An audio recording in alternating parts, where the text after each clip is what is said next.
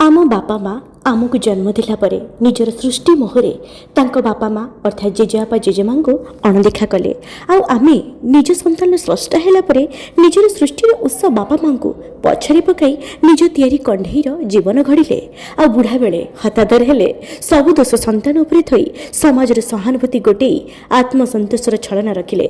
समाज वृद्ध बापा माँ प्रति संतान मानकर बढ़ुवा अनादर भाव को नहीं यही आलक्ष्य केतेबेले 80 वर्ष वयस्क महिला देह हाथ एवं गोड़े क्षत चिन्ह आमको व्यथित करुचे तो केतेबेले वृद्धाश्रम लुह ढालुवा चम धुड़ुधुड़ु बुढ़ा मनीषर असह्य लुह संतान वर्गर प्रतिनिधि भाव आम प्रश्न छिड़ा कराऊँगी। वृद्धा वृद्ध निज घरे निज पिला द्वारा अत्याचारित हेबा अवहेलित हेबा समाज एक नूतन जीवन शैली बनी जाइए। परित्यक्त तथा अवहेलित वृद्ध वृद्धा को नहीं अनेक आश्चर्यजनक परिसंख्यान प्रकाशित हो निर्यातनार सबुठार साधारण कारण होउची निज स्त्री पिला छुआ को नहीं निज पे एक अणदखल व्यक्तिगत जीवन इच्छा और संपत्ति संबंधी लोभ 80-90 दशक पर्यंत समाज रे जीवन एक भिन्न धारा थिला। घरे बसिथिया वृद्धा वृद्ध निज बापा माँ द्वारा जत्न तथा श्रद्धार रखा जाता देखि बढ़ुला परिवार तृतीय पीढ़ी पिलाए शिखुले यह ही नियम आम बापा माँ संतान भावे आमको स्नेहरे पालुछंती आ निज वृद्ध बापा माँ को जत्न श्रद्धारे नेउछंती। सही न्याय आमे बड़ हेले आम स्त्री छुआ दायित्व स्नेहरे नेबू आ बुढ़ा बापा माँ जत्न श्रद्धारे।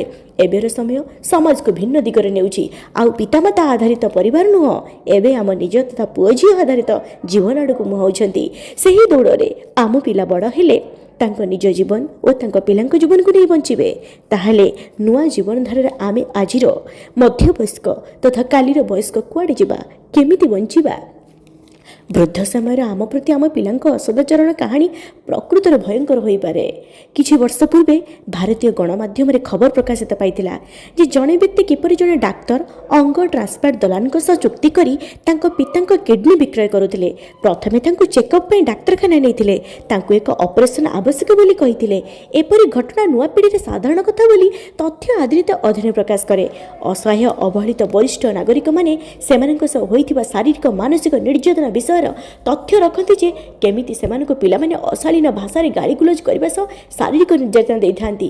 किछि वर्ष तले दक्षिण हैदराबाद सहर रे 75 वर्षीय कर्कट रोगी सुस्थ परिवार तांको सबदाह जीवंत जाली देबाकू निष्पत्ति नैथिले कारण सेमाने अधिक चिकित्सा पाई अर्थ देबाकू चाहू नथिले।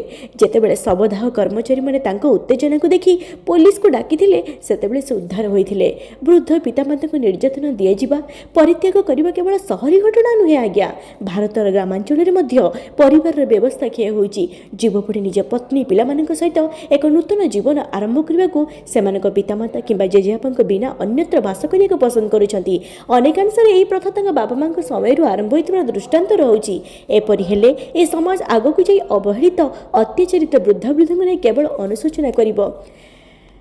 आमे आमे आम बापा माँ को दूर भाग करवा आम पिला आमको पाखरे आदरपूर्वक बसवा केमिति संभव हम से तो गछ फल धरला मूल छाड़ी दिएनी सी जाने धरिथिबा फल आउ कहार हेले ताको धरिथिबा मूल केवल ताहार।